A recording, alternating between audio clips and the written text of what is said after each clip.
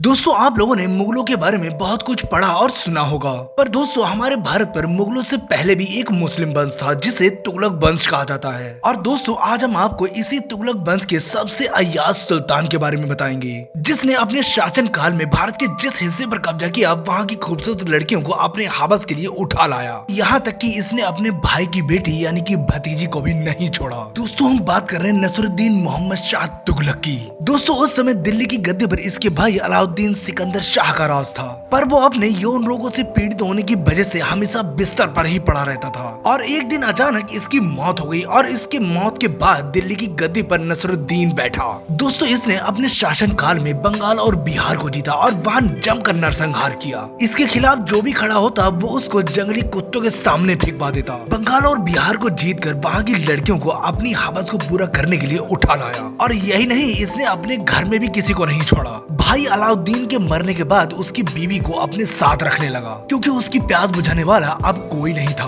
दोस्तों इससे पहले भी जब इसके भाई अलाउद्दीन की मौत नहीं हुई थी तब भी ये छुप छुप कर अपनी भाभी को पेला करता था। और हद तो तब हो गई जब कुछ सालों बाद उसकी भतीजी यानी अलाउद्दीन की बेटी जवान हुई। उसकी जवानी को देख इसके शरीर में आग लग जाती और इसीलिए इसने और धीरे धीरे बहला फुसला कर उसको एक दिन पेल दिया। और बेरहमी से करने की वजह से उसके गुप्तांगों से खून बहने लगा और उसकी मौत हो गई। दोस्तों इसने भारत को इस्लामिक राज्य बनाने के लिए सिपाहियों को सीधा आदेश दे रखा था कि जहां भी उन्हें हिंदू औरत दिखे उनको उठा लाओ। और इसी कारण हमारे भारत में उस समय महिलाओं और लड़कियों को मुंह झांकने और घर में रहने की सलाह दी जाती थी। दोस्तों ये इतना हब्सी था जिसका अंदाजा आप ऐसे लगा सकते हैं कि ये जिस हिंदू लड़की के साथ रात बिताता था उसका कान कटवाकर उसको छोड़ देता था, जिससे कि लोगों को ये पता चले कि ये सुल्तान का माल है। अब तो आप समझ रहे होंगे कि ये कितना हब्सी दरिंदा था। इसीलिए लोग अपनी इज्जत की खातिर अपनी ही बहू बेटियों को खुद मार दिया करते थे ताकि उनके साथ ऐसा ना हो सके। दोस्तों कहा जाता है कि हर एक चीज का एक समय होता है, वैसे ही इसका भी समय पूरा हो चुका था।